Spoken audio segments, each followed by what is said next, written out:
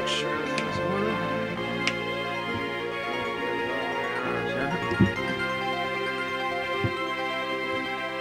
Yup.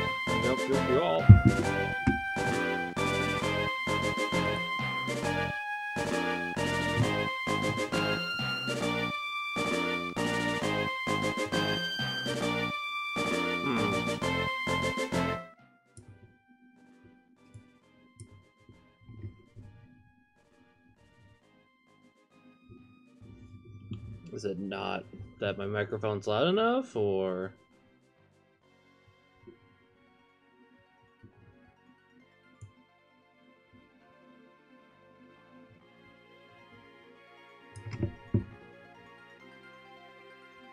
Oh, I have it like 0 volume. That's probably why.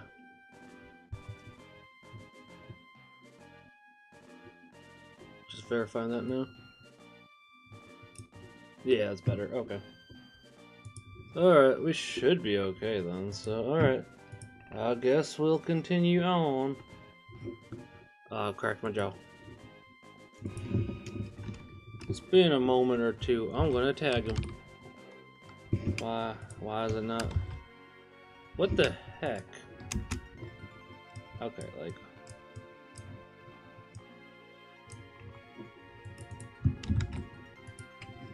Now, why is this cord not working? Seriously. Well, my keyboard's working. That is weird.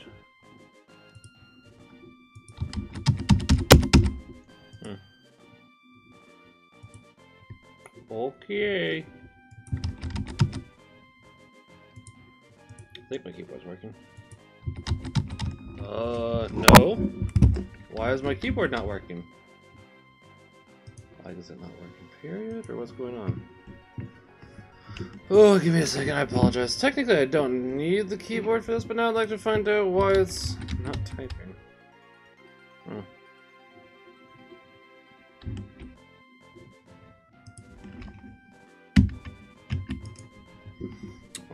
I guess I'll plug it back in, and hopefully that fixes it. This is done. That's why. It was plugged in halfway. Of course. That's nice. That's always good.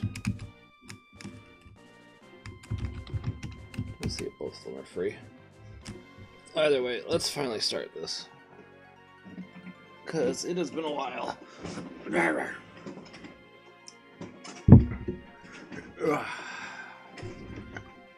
There's the controller. Yeah, it's been a while. I grinded a little bit. That's mainly why we're starting there.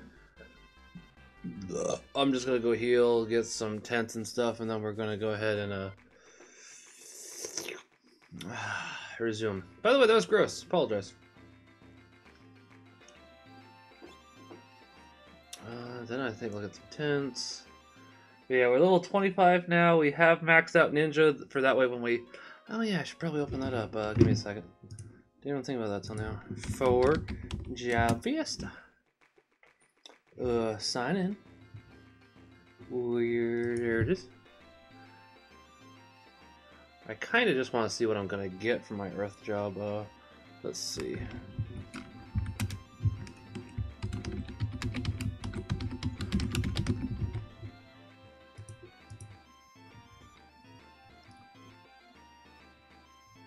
I kind of really just want to see what we're gonna get for the Earth job, but I'll wait at least a second or two.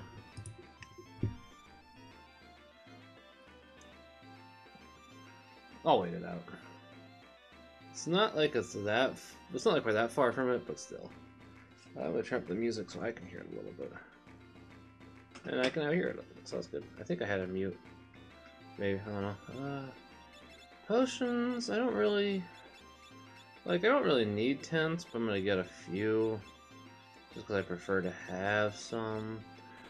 I say I don't need any because, well, as I said, I found a pretty good place to grind elixirs, so you know, that's always pretty nifty.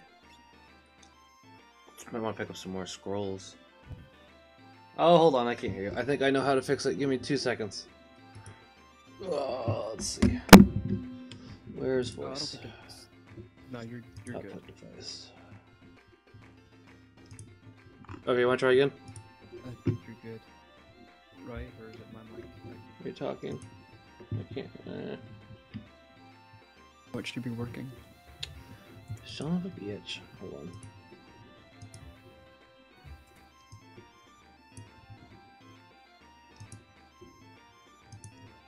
Okay, there we go. I got you now. That's fair, I understand. I got you. Let's see. Dutch. Yeah, I can hear you. I'm just working on getting it so that it can hear you. Like, I can hear you. I just got, you know what I mean.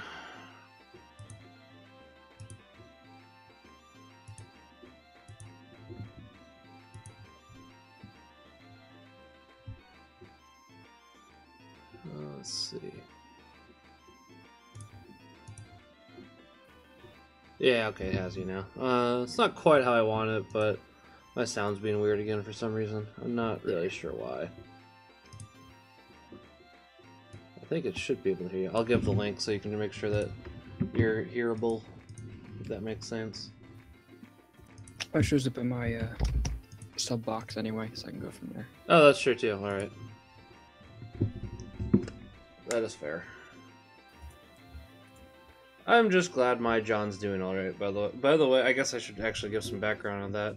My son kind of caught an airborne illness, and it's a little bit worrisome. Like, he's fine, but, you know, 8 months old makes it a little bit worrisome. Yeah. Especially since it's the first kid, so you're kind of in overprotective parent mode. That's the other part of it. Yeah, at least he's over the worst part, and he Yeah. was one of the nut jobs that refuses medication and opts for faith healing. I mean, faith healing's good, but at the same time, it's not like God like said... I guess faith healing is... You can pray for someone to get better, but God gives you medication for a reason. Yeah, that's what I was going to say. It's not like God said, hey, no medicine for you now. Like, it's like the story of the guy who... Everything's flooded, and he's on a rooftop, and a boat comes by and says, "Hey, buddy, I can rescue you." And he says, "No, God's gonna rescue me." Yeah, exactly. And then like a couple more boats come by, and he says the same thing, and then eventually the floodwaters rise, and he drowns because he didn't take the hint from God that you know someone could help him. He expected a golden chariot. He gets up to heaven, and then he's like, "God, why didn't you send me a boat? Or why didn't you save me? I sent you 6 boats. What more could you want?" I got you exactly. Yeah. And it's unfortunate. Parents that make that decision that gives Christians a bad name because people say, "Oh, look at these unscientific brain-dead Christians that think that science isn't real and they believe that only faith can heal something." I also wonder if that's partially due to Jehovah's Witnesses. Not like, I mean, they're not Christian, but a lot of people think they are. They refuse blood work and vaccines, don't they? Yeah, I think also they also refuse a couple other things as well, like yeah, medications and health. Like, they refuse, so it's like, I mean, they're not Christian. They get lumped in with Christians, but they're not. Yeah, it's well, I think we had that, I don't know if it was on Shovel Knight or during the live stream. I think it was Shovel Knight. I remember... We were talking about that, where we say, technically speaking, from a definition kind of standpoint, they would technically be Christians because they're followers of Christ, but in a doctrinal or more theological sense, they wouldn't be because their idea of who Christ is distorted. I'm gonna go with, actually, I'm gonna argue that one with next time we see him. I'm gonna go with, actually, Jehovah's Witnesses are not Christians because they remember they think Jesus was Michael the Archangel. So technically, but I think his point was because they follow who they believe to be Christ. But technically, he didn't. I think we agreed that technically speaking, from like an Oxford Dictionary standpoint, they would technically be Christians because a Christian is defined as someone who follows the teachings of Christ. Yeah. But from a theological standpoint, they don't have any ground, and theologically speaking, they do not follow Christ or his teachings. And the other part I wonder is, do they actually really follow his teachings? Because it's like they've modified their Bible so much that it's like it's not really even the word of Jesus anymore. It's just whatever they decided to modify. That's what I think it is. I think anyone who just believes he exists and believes or follows what they believe he did, because there's Mm. also the Gnostics, which have gospels that aren't canon, but Right. they think that's what Jesus said when he didn't. That is like true. the Gospel of Thomas and other junk. So they would still technically Oxford Dictionary version be Christians because they believe and follow what they think were the words of Christ. Right. But theologically speaking, they're not Christian because those documents are not canon or legitimate. Right. Which that makes sense. So, yeah, I mean, I don't know. Like, Mormons, I'm willing to give a little bit of more leeway. I don't know. It's weird. I know that. I don't know. I guess I'm sorry if I offend anyone, but Mormonism started from a con artist that yeah. who a lot of Mormon doctrine or the handbook or whatever that he read was ripped from some science fiction novels or science theology fiction novels that he read. Like I think they backsourced it, and it's some of it is like they took inspiration from, but some of it is actually line for line taken and maybe like one or two words replaced. Exactly. Almost sort of like Scientology, where he took a science fiction author, decided to write his own religion, and then trick people into following it, and then pay them to become higher ups in his religion. Yeah, no, exactly. Like, I don't think Mormons are stupid. I think Mormonism is stupid just because of like their. Because it's the indoctrination. Yeah. I think it's the same with Jehovah's Witnesses. It's treated like a cult, like you're kind of. It's hammered into you. It pretty much is a cult because it's like I've been reading some apologetics because, as I said, I think I mentioned this before. We've been possibly thinking about moving to Wisconsin. It's like a lot of the apologetics over there. It's like you are shunned if you decide to try to leave Jehovah's Witnesses, as well as a couple other things. Like they literally say that your family members are not allowed to talk to you. That's like that's what the Westboro Baptist Church does. Whenever someone leaves, they shun them and they damn them, and they never want to speak to them again. They say they know what they say they know where they're going because they've left the small church of like 60 people that they believe is the one true church out of like 38,000 different denominations. Yeah, which is that's another story because that drives me nuts too. Well, that's the cartoon of the big religion tree of all of it. Like it starts off with Catholicism and Orthodoxy, and then to the split with Lutheranism, and then it splits off to all the thousands of different ones, and it goes to like the very, very, very end. And this guy's like, and this one right here is the one true church, and this one's ours. Yeah. This one out of like thousands of them, ours is just the one true out of all the others. Right. I was gonna say when you don't even have any history or evidence for that. We're the only one that I mean, the Orthodox can maybe argue the same thing, but from our point of view, they split. Orthodox is the maybe only exception.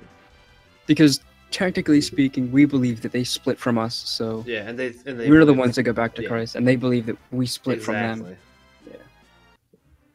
I mean, maybe I don't know how Eastern Orthodox fits into not Eastern Orthodox, Coptics. I don't know how those fit into it. It's kind of hard sometimes for that. So I mean, I don't know either. I don't know if they're considered schismatics though. Let me actually check that. Yeah.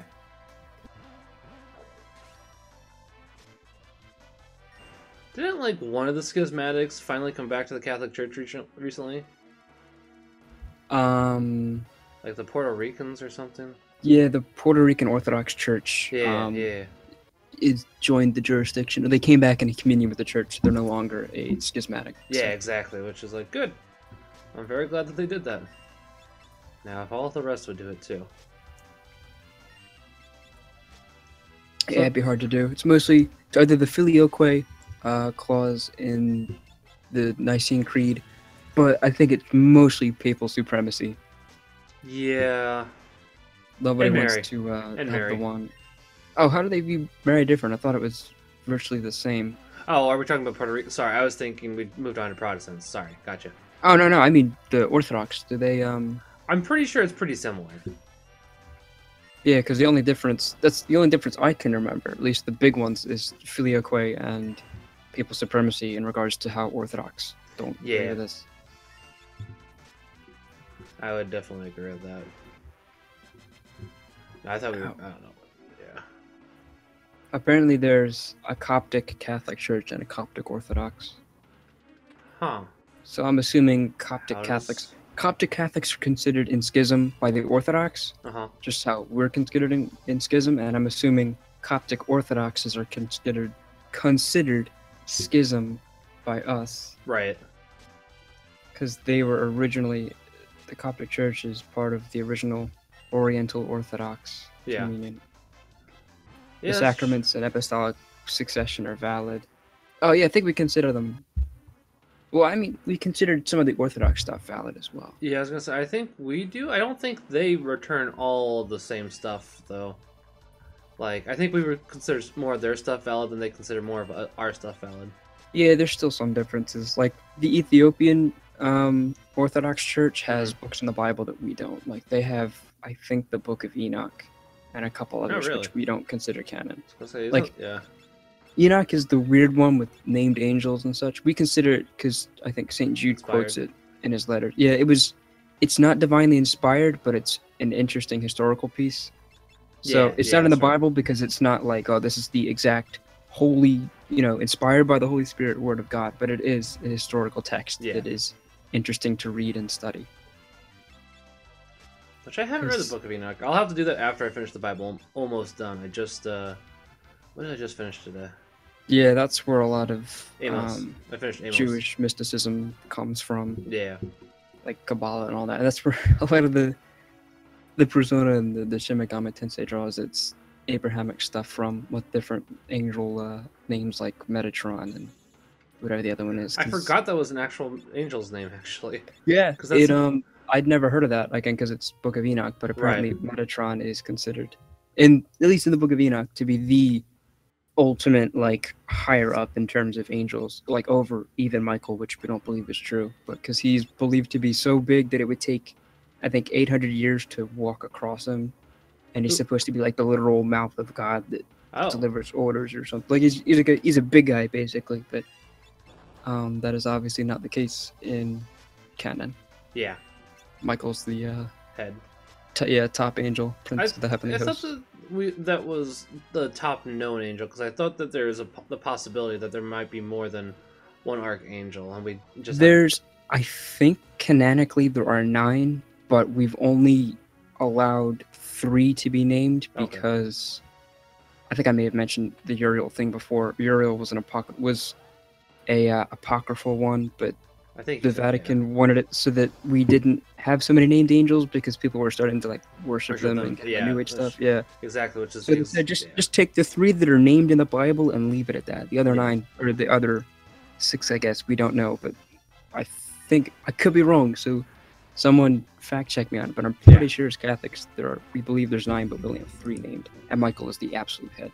Yeah, I was gonna say at least 9 current, because if I remember correctly, wasn't the devil an archangel as well, technically? I think. Okay, I'm just having trouble remembering. Yeah, I could be wrong, because I think Satan was the most beautiful. Lucifer, as he was at the time, was the most beautiful, but also like high up in it, which is why it was such a big thing when the rebellion happened, and why so many followed him, because he was like, I guess, a general in the U.S. Army that suddenly said, I don't like this, and I want to start my own thing, and left with like his whole army with him. Because I guess it wouldn't have made sense for someone lower on the rung in terms of angelic hierarchy to rebel and have so many people follow them, I guess. Yeah, I was gonna say that, I'm not a theologian, so. Right, I was gonna say that's the only thing that I guess I find weird, because it's like, I mean, obviously I know that angels have free will, but at the same time, it's like you've basked in the presence of God and you rebelled. What were you even thinking there, Satan? I think because I think his legend has it, when God created them, he showed them an image of the incarnation, that man was going to be saved through God in the form of man, and then he gave them the option. Are you going to serve humanity? And Satan said, no, I'm not going to serve something lower than me. Right. Like, because he viewed humanity as something beneath him, and why should he have to bow down to that instead? And that's where all the angels, the other fallen angels, agree with him, and the big fight happened, and they were cast down. Yeah, I was going to say, there was some of that in Revelations as well, wasn't there?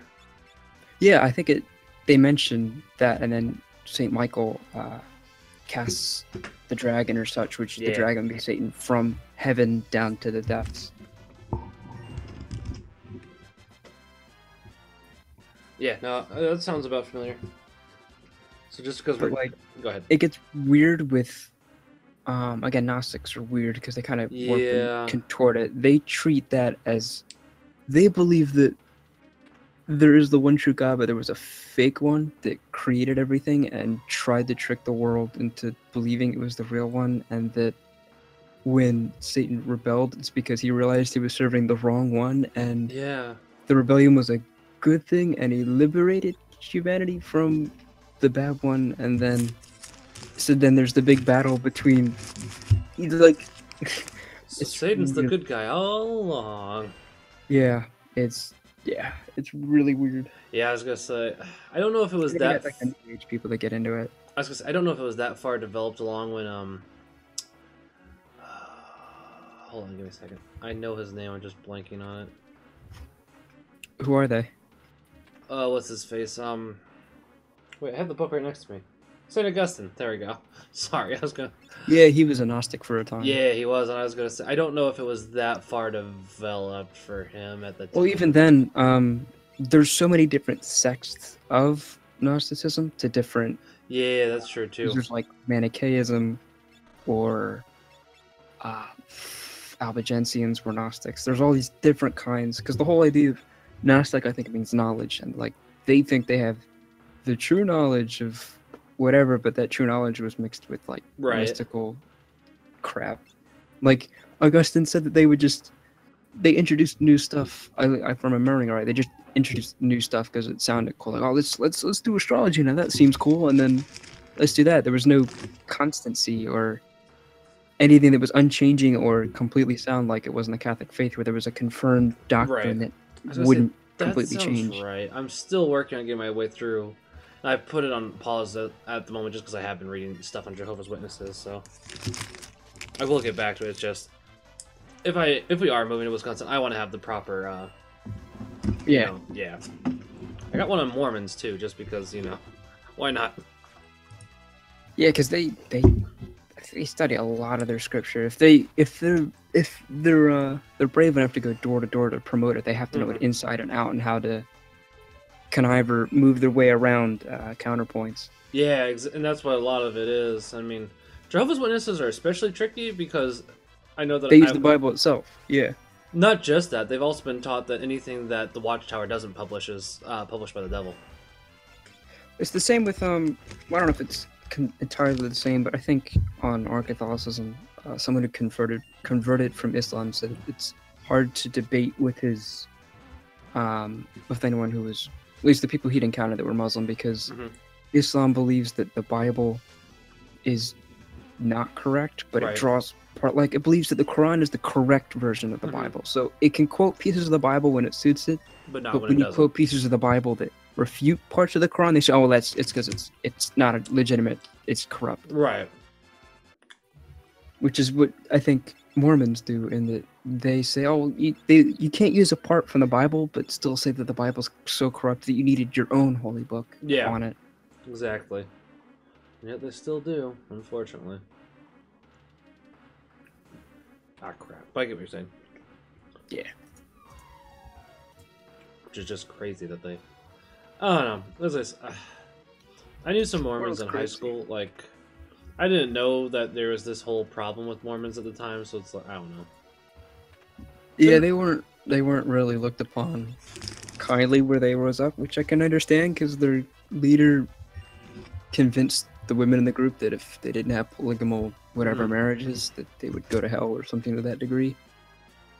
Which is really interesting, because, I mean, if I haven't looked this up. If John's right, that's not that's not even, a thing they do anymore. But I don't. Oh, not anymore. I think no, because there's the problem. If you have to change stuff like that, because you realize it's like they used to teach that African Americans were demons, cursed by God. That they were one of the tribes of Israel that came to America, I think, and they were cursed to be, I don't know, for something. But they've obviously changed that now. Oh no, they didn't believe they were demons. They believed that they were cursed by God. They believed Native Americans were demons, which they eventually changed, because you can't go around calling Native Americans demons after they get, millions of them are murdered. I think my favorite part about the African American part, though, is that if you baptize them, you can see them get lighter, is what they said. It's like, excuse me? Well, he also believed there was this massive battle with chariots and everything else in some part of the United States, which, if people went to, They've tried to there prove is, yeah, there's no chariot wheels, there's no skulls There's or nothing. anything. Like, they've tried to prove it so many times, and every time, it's just proven they were wrong.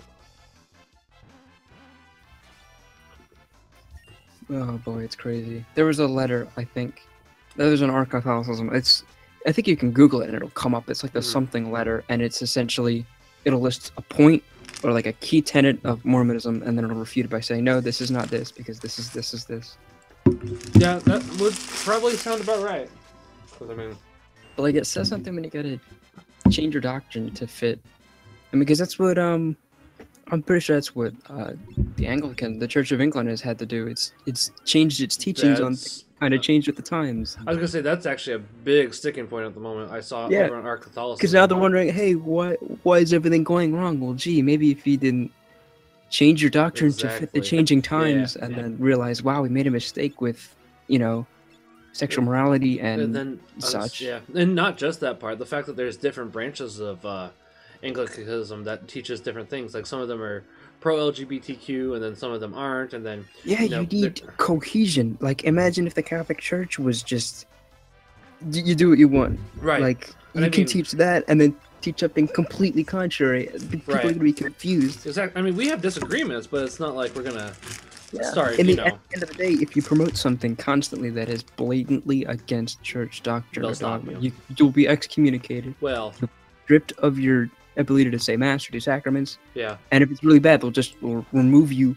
from the spiritual church. You will be excluded from it, set aside, and said you don't belong with us. Well, unless you're Father James Martin, then you just get promoted.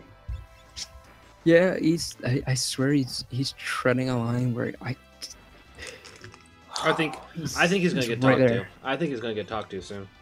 Like I'd be surprised if he wasn't.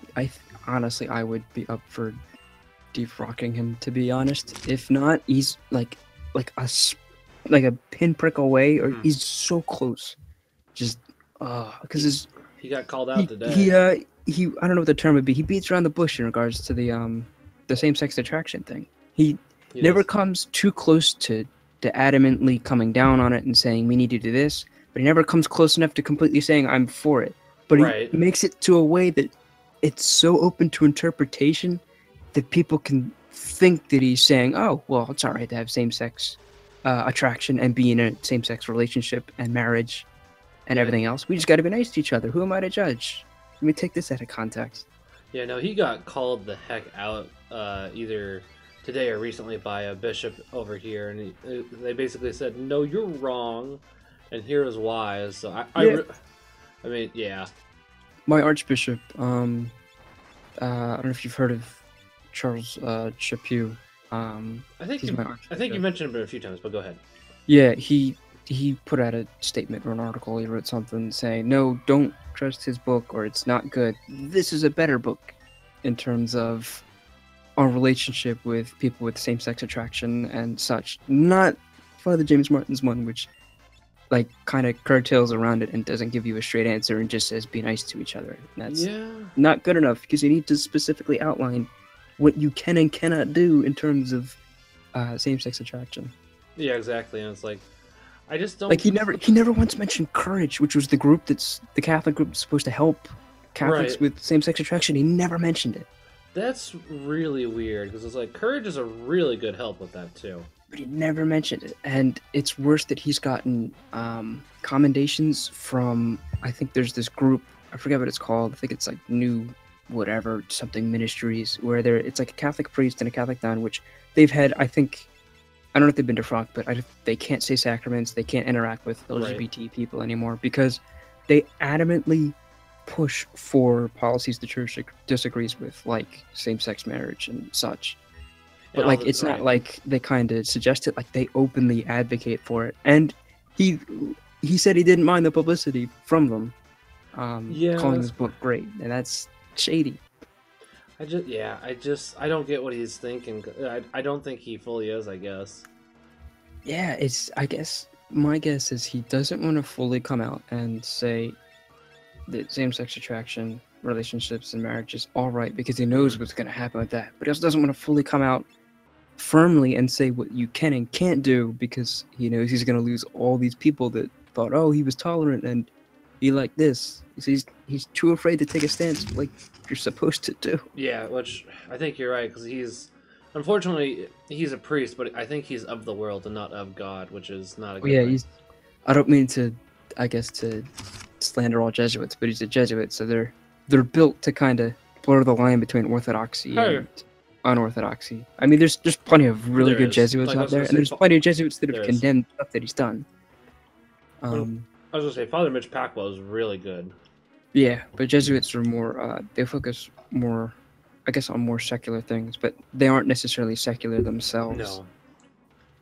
No. But I guess flirting with secular ideas can be kind of dangerous if you're someone like Father James Martin. Right.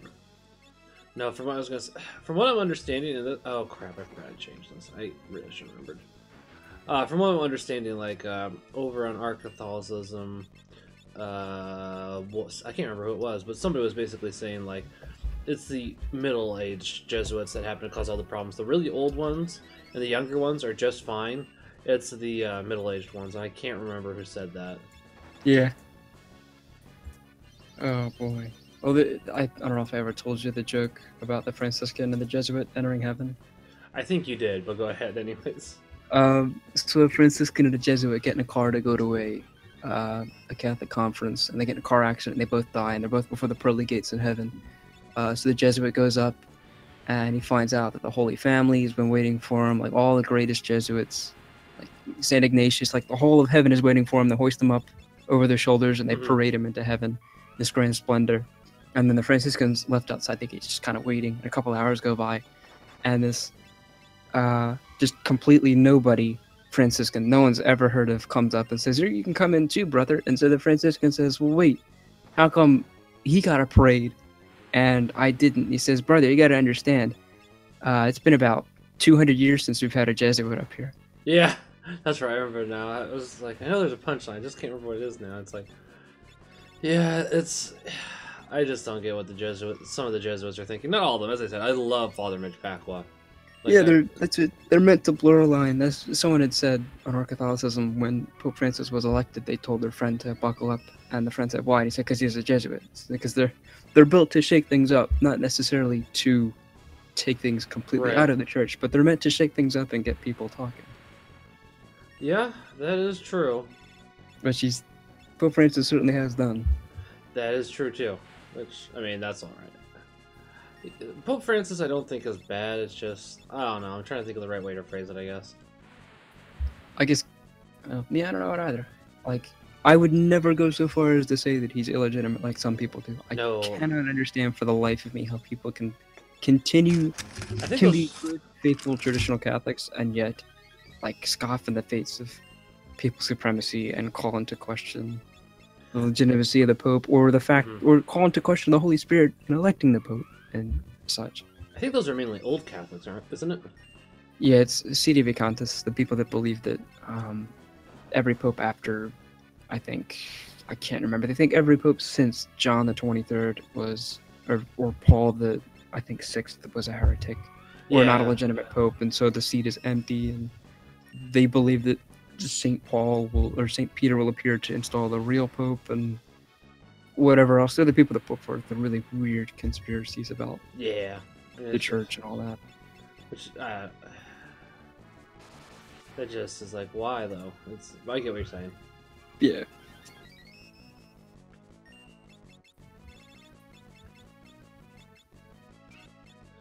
Sorry, just doing a boss at the moment, trying to make sure, because I forget. For Final Fantasy V, you can change it so, and I did this just for when I was grinding. You can make it so that what is it that it does? Hold on, I'm thinking.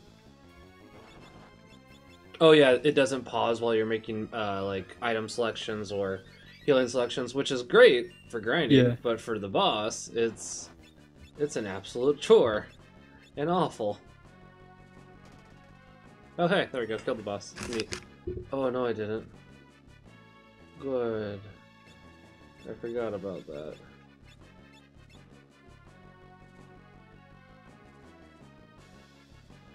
Oh, maybe I did. Maybe not. I can't remember if that was a cutscene or not. I wonder what the heck this boss's name means, because it looks like Quetzalcoatl. It does kind of look like it, doesn't it? I think that was actually something I'd heard that, I think, I don't know if it was a specific sect of Mormonism or not that believed that Quetzalcoatl was just another version of Christ or something like that. Right. I can't remember. I can't remember if that was ever true. It'll teach me. Not that it actually happened, but I don't know if that was ever a doctrine or taught or anything like that. That'll teach me for not changing my controls back. Let's just go fix that.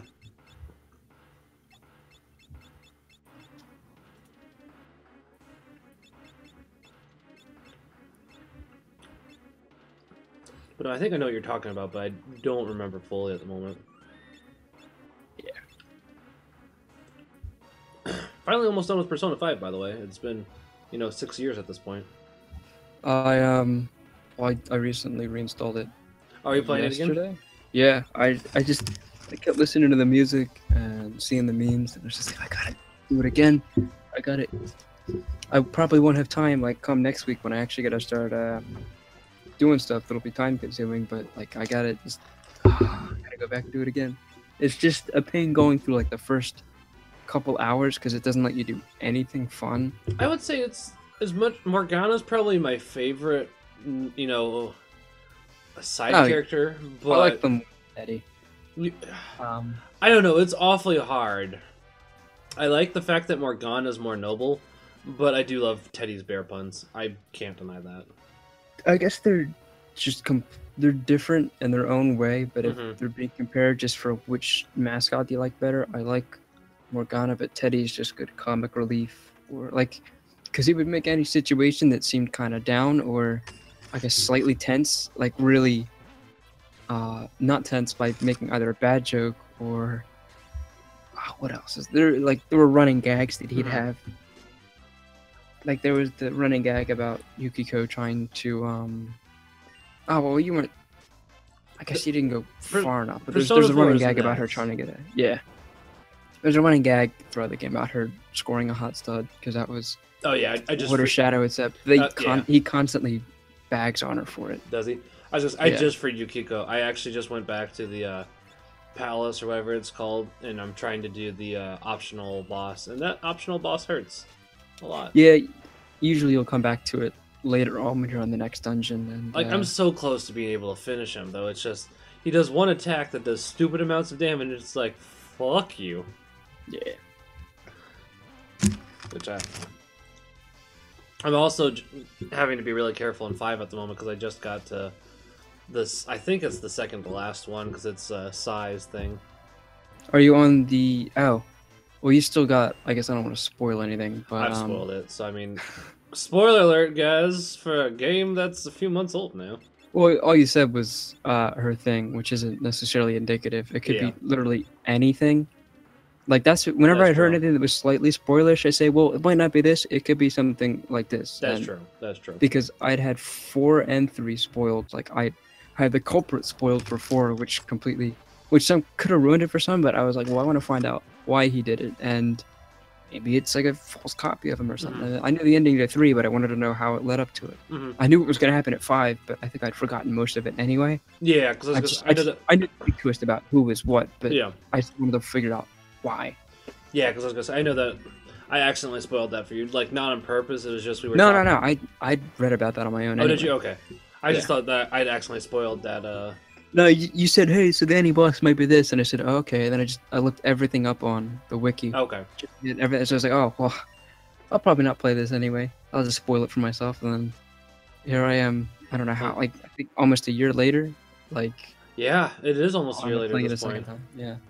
I mean, man, John's almost a year old now, and dang, you're right. Not like I know, right? Just talking yesterday about how Katie's pregnant, and then nope, John's almost a year old now. Yeah, it's crazy. I know. 2 has been it's been pretty entertaining. Has it? Yeah, the quote unquote pure has made an appearance with sunglasses and all. How'd that Bad go? German accent and everything. It's nice. You're fighting zombies who are, or not zombies. You're fighting Nazis in like colonial marine power armor that are like quasi crusaders that belong to the Order of the Holy Lance. I don't know. That One of them had the name Longinius. That kind of sounds way better than any of the other games. Not gonna lie. It's certainly interesting, and you're trying to find. You had to collect like 5 of the crystal skulls and bring them to this Mayan thing that was, for some reason, it was a Mayan spaceship buried under this Japanese town. And when you put the skulls together, it grants like your desire. But now I've got to stop Hitler from using it to transcend and elevate humanity. Like, he's trying to evolve humanity somehow, but he's going to kill a ton of people to do it. So Right, because it's Hitler. And that's it. And it's funny because they make references to, like, they know it's actually him because they call him, like, a ghost from the past. Like, hey, we know you existed before, and it's because of rumors that you're alive now, and you're trying to take over the world. So literally, the only reason Hitler exists is because someone started a rumor that the Nazis didn't die, and Hitler's going to come back and try and take over the world. You have to... Which is pretty interesting. I mean, some people believe that, but... Yeah, no, I was going to say, that's pretty interesting, but I wish I would have gone one step further and, like, you know, instead of Hitler being young when you fought him, since they're saying Hitler didn't really die. Oh, like in a wheelchair with, like, an exactly. iron lung. Yeah, exactly. Well, the whole thing in Persona 2 is that rumors become reality. So, like, the pizza shop down the street is just a normal guy. Yeah. But you can start a rumor that he was secretly a black market arms dealer for the Russians. And then after that rumor spreads, you can go down to the pizza shop and ask him about it, and he'll say, yeah, I sell black market weapons and such. Yeah. Or, like, one rumor started that a member of your party was going to become the newest pop idol in Japan. And she became one because that was what the rumor was. Right. Like, the previous day, she was no one. And the next day, she was a pop idol in Japan because someone started the rumor. What if you started the rumor that the spreading rumors doesn't actually happen to make the rumors come true? Would that kind of cancel the entire game out? I don't know how that rumor could spread, though. Because the whole point of a rumor is to get people's attention. Right. And say, oh, that's interesting. I think I'll tell someone about that. So, like, yeah, I guess that wouldn't spread as easily as, say, Hitler's coming back from the dead with his robot army to take over the world with a Mayan spacecraft and the crystal skulls. Yeah? Oh. Hold on. I just realized we can find out what our next job is, because I just beat that boss. Samurai! Okay, we have a completely broken game here. Congratulations. Like, I have gotten some of the jobs that are stupidly broken. Oh. Sorry. Yeah. Also, I know that you were saying Haru was a Sundari, and I'm not really seeing that with her. No, she's not a Sundara, she's a Yandere. What's Yandere? Just complete... The one that seems cute and cuddly on the outside, but will stab you repeatedly for, I guess, trying to leave them. Or they're like a cute little bunny rabbit, but like a bunny rabbit that secretly has like a ton of claws, breathes fire, can bite your head off. I haven't really noticed that, but I've only done... You don't honestly didn't notice it first, but there's other dialogue. Was there? Okay. Yeah, and the fact that she literally uses a battle axe and a grenade launcher, which are like 2 of the most powerful things you can imagine. But she's like this. But in the real world, she struggles to like push a wheelbarrow with fertilizer in it. Yeah, because I think one of her lines in Memento says, "I love it when shadows scream for mercy." Oh gosh, I guess I'll find that because I haven't seen that of her yet. But I mean, I've only gotten up to the second one because it's like I'm curious because at the moment it doesn't seem like that for her at all. But I'm not. I don't think her social link does that, but it's like the kind of background banter she says like, does it ever put a chill down your spine when a shadow begs for its life? Just okay. Oh my. And that's it makes it so strange is because she's the cinnamon roll. She's so cute, adorable, and fluffy, but then she talks about things begging for their lives. Right. Kill them, yeah. No, I get... I was going to say... I can't remember what I was going to say. Darn it. We were talking about some... shoot. I remember what we were talking about, but I can't remember... You know, like when you know what you're talking about, but you forget where you were gonna go with it. That's the worst.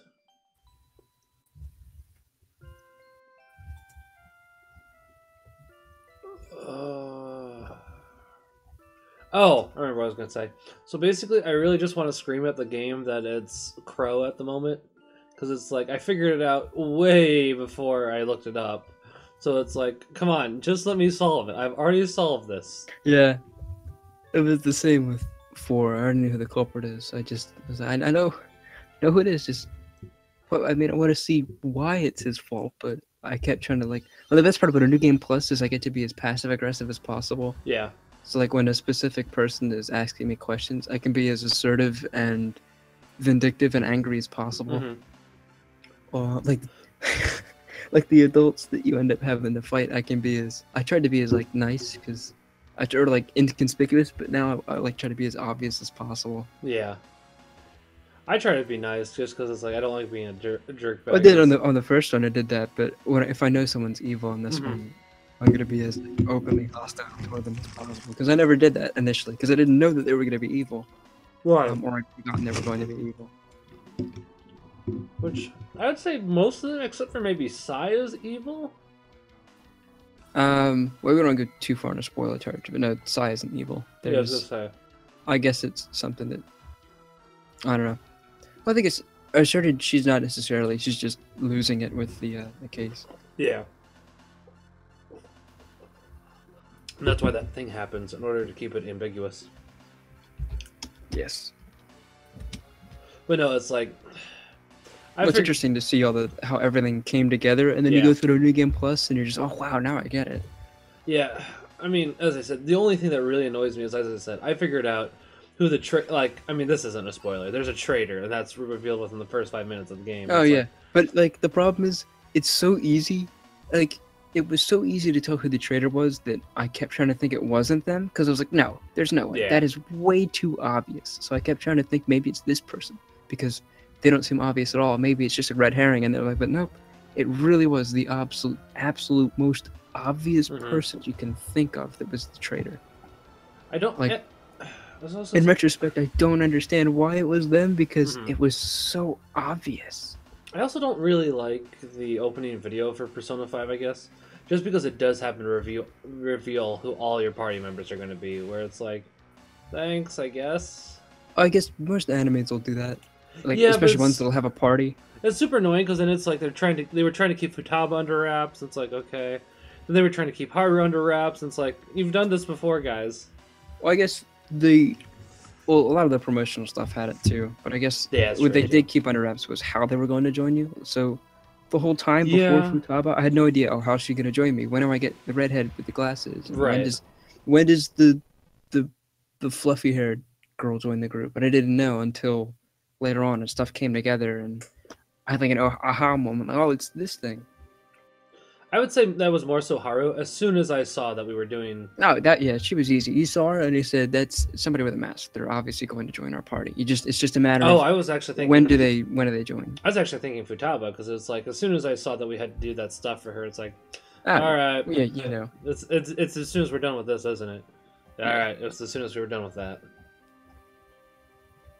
It's like, but yeah, I will admit that I did find it interesting that apparently that you can only halfway awaken your persona.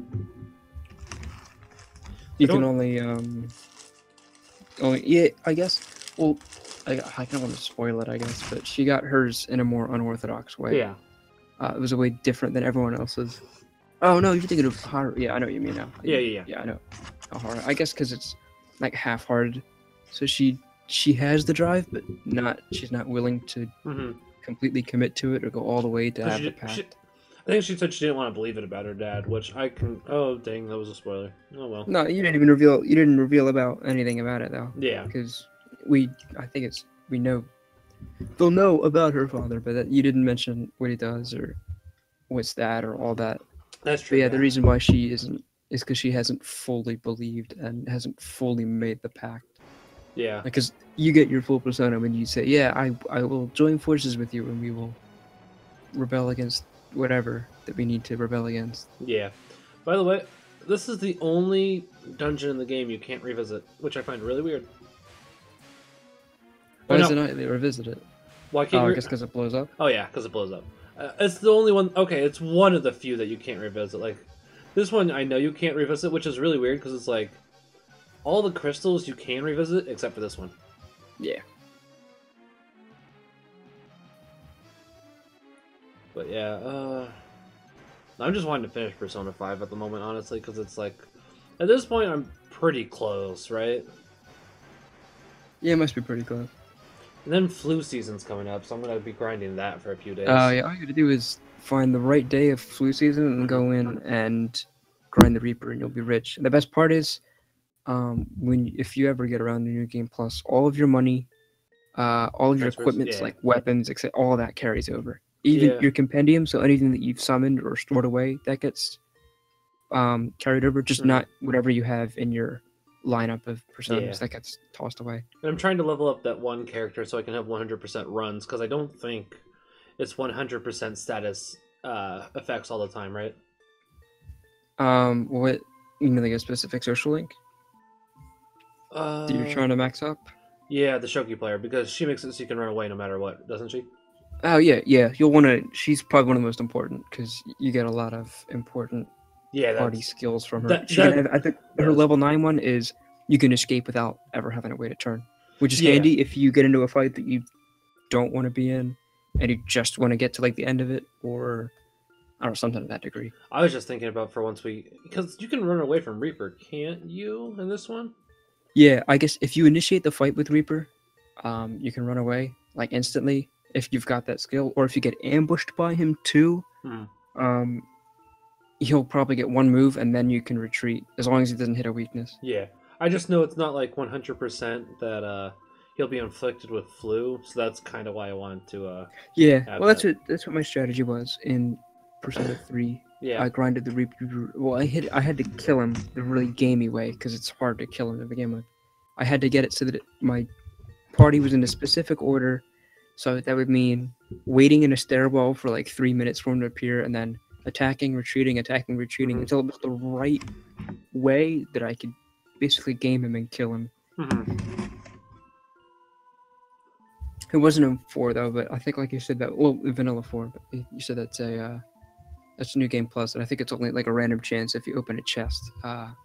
If you open a chest and it's like death is near, or you get a death card, that means the Reaper's on his way. They also changed the battle music in 4. Well, for Golden, they changed it to something else and not Reach Out to the Truth.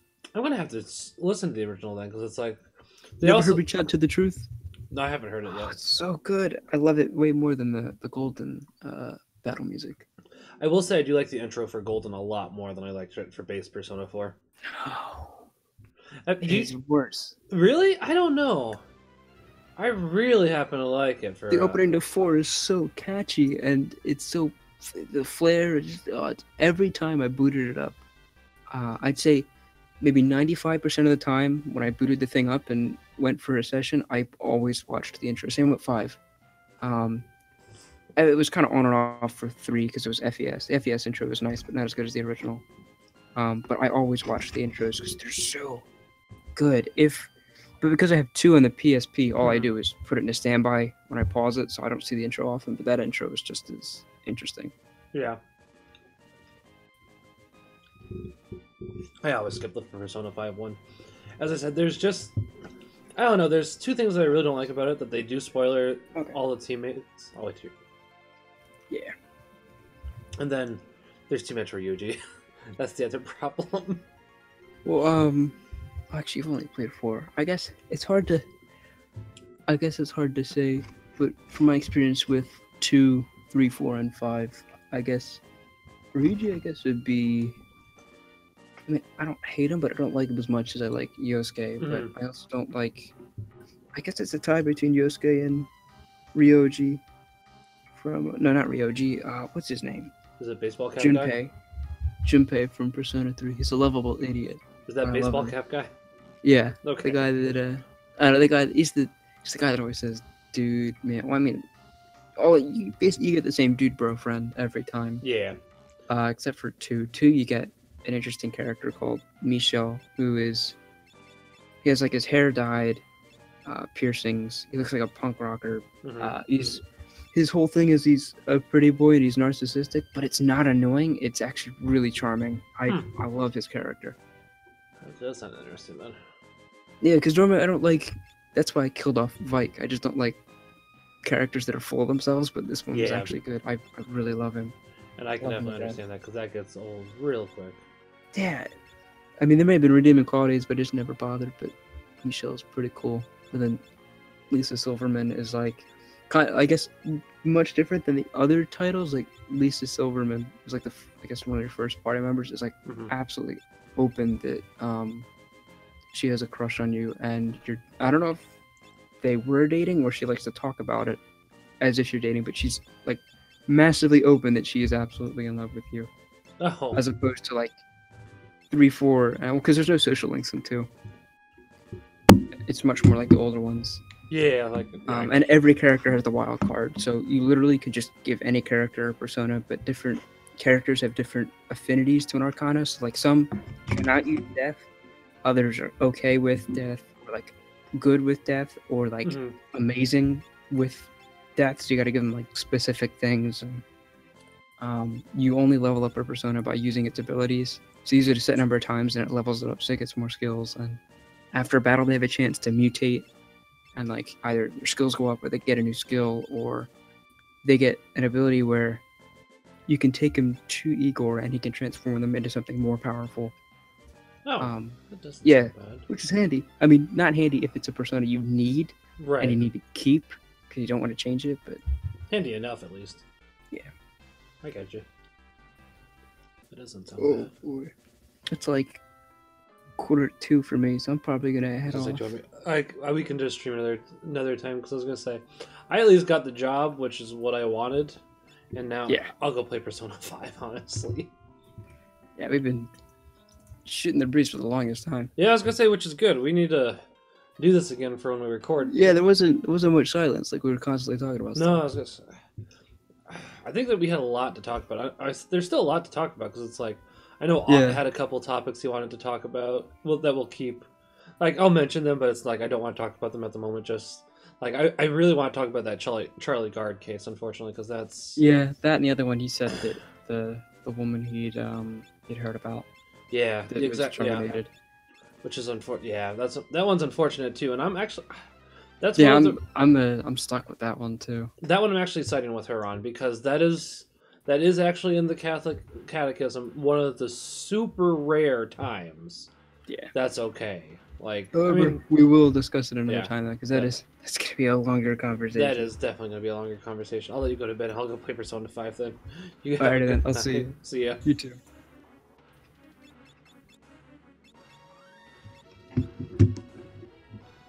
It will end it now. I'm gonna go play some Persona 5. That burp was not necessary, and I do apologize for that. Bye!